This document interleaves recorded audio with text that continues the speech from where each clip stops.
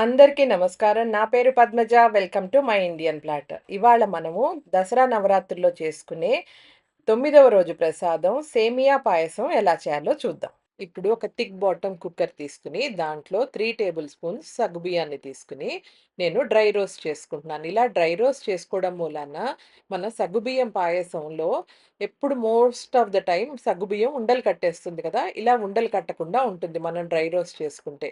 అలా వేయించుకున్న సగ్గుబియ్యాన్ని ఒక బౌల్‌లోకి తీసుకొని, వేడి వేడి నీళ్లు పోసి మూత పెట్టేసుకొని పక్కన పెట్టుకుందాం. ఇప్పుడు అదే కుక్కర్‌లో కొంచెం నెయ్యి వేసుకొని, కొంచెం జీడిపప్పు, ఆ జీడిపప్పుని ఒక సగం వరకు వేగాక, నేను బాదం పప్పుని గూడా వేసుకుంటున్నానండి. జీడిపప్పు సగం వేగాక, అప్పుడు బాదం పప్పు ముక్కల్ని కూడా వేసుకొని, అవి కూడా బాగా వేగాక, మనం తీసి పక్కన పెట్టేసుకుందాం. నెయ్యి అంతా దాంట్లోకి వేసుకోవద్దు. నెయ్యి కుక్కర్‌లోనే ఉంచుకుని, ఒట్టి పప్పుని మటుకు వేయించుకుని పక్కన పెట్టేసుకుందాం.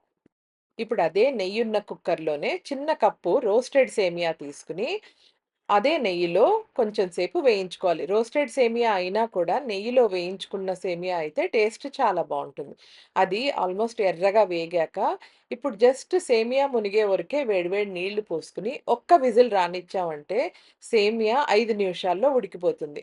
అదే బయట పాలల్లో కనుక మనం ఉడకబెట్టుకున్నామంటే సేమియా ఉడకడానికి 10-15 మినిట్స్ టైం పడుతుంది. మనకిప్పుడు టైం ఎక్కువ ఉండదు కదా!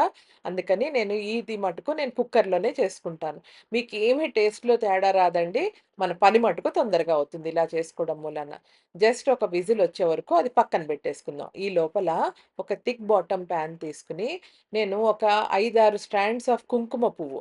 ఆ కుంకుమ పువ్వు మామూలుగా వేడి పాలల్లో వేసుకున్నా కూడా మంచి కలరు అండ్ ఫ్లేవర్ వస్తాయండి. కానీ ఇలా డ్రై రోస్ట్ చేసుకున్న కుంకుమ పువ్వుతోటి మీరు ఒక్కసారి వేళ్ళతోటి అది బాగా వేగాక నలిపేసి, దాంట్లో కనుక వేడి పాలు పోసుకున్నారంటే ఆ కలర్ చాలా వస్తుందండి. మామూలుగా వేసిన దానికంటే ఇలా చేసిన కలర్ డబల్ వస్తుందనమాట. సో, మీకు కుంకుమ పువ్వు గూడా తక్కువ పడుతుంది. సో, ఇలా వేగాక ఇప్పుడు నేను ఆల్రెడీ కాచిన పాలల్లో కొంచెం వేశాను. అలాగే ఆ కప్పులో కొంచెం వేడి పాలు పోసి పక్కన పెట్టుకున్నా అనమాట. ఇప్పుడు మన కుక్కర్ ప్రెషర్ కూడా రిలీజ్ అయింది. చూసారు కదా! ఓపెన్ చేసి చూస్తే సేమియా పర్ఫెక్ట్‌గా ఉడికిపోయింది. వాటర్ అంతా గూడా ఇవాపరేట్ అయిపోయింది. ఇప్పుడు మనం ఇందాక వేడి నీళ్ళల్లో సగ్గుబియ్యం నానబెట్టి పెట్టుకున్నాం గదా! ఆ సగ్గుబియ్యాన్ని సేమియాలో వేసేసి బాగా కలిపేసుకొని, మనం ఇందాక పాలు కాచి పెట్టుకున్నాం గదా! కుంకుమ పువ్వేసి కాచి పెట్టుకున్న పాలు ఇప్పుడు దీంట్లో మనం వేసేసుకుందాం. వేసుకొని ఇప్పుడు సిమ్ అండ్ మీడియంలో పెట్టుకొని సేమియాని, సగ్గుబియ్యాన్ని బాగా ఉడకబెట్టుకోవాలి. సరిగ్గా 5-10 నిమిషాల లోపల సేమియా, సగ్గుబియ్యం కూడా బాగా ఉడికిపోతాయండి. ఎందుకంటే సేమియా ఆల్రెడీ ఉడికిపోయింది. సగ్గుబియ్యం వేడి నీళ్ళల్లో నాని ఉంది. సో, ఇది జస్ట్ ఈ 2 బాయిల్ అవ్వడానికి 10 మినిట్స్ కూడా పట్టదు. 5-10 మినిట్స్ లోపల బాగా బాయిల్ అయిపోయింది.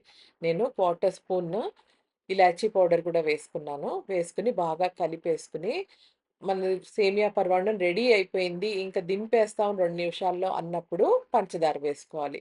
ఈ షుగర్ వేసుకున్నాక కొన్నిసార్లు పాయసం విరిగిపోతుంది. అలా కాకుండా ఉండడం కోసం షుగర్ వేసుకొని ఒక్క నిమిషంలో షుగర్ మొత్తం కలిపేసుకొని స్టవ్ ఆఫ్ చేసేసుకోండి. అంతేనండి మన పాయసం కూడా రెడీ అయిపోయింది.